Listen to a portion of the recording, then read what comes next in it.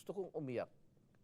Maybe when I say my farewell, if I get to live on the last day of my term, I'd like to say something and maybe I'll cry.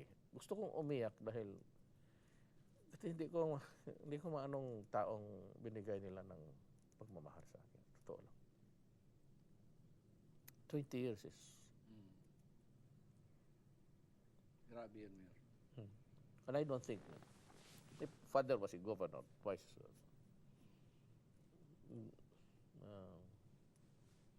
mahirap abutin niya. I think, Mayor, you are destined for it.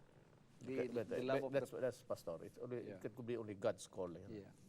The love of the people that you've seen poured out on you and your leadership is really God's love because you cannot see God.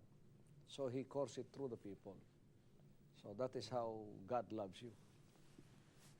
Kasi minsan wala kang kalaban, tapos kung may kalaban ka, ibabaon mo naman.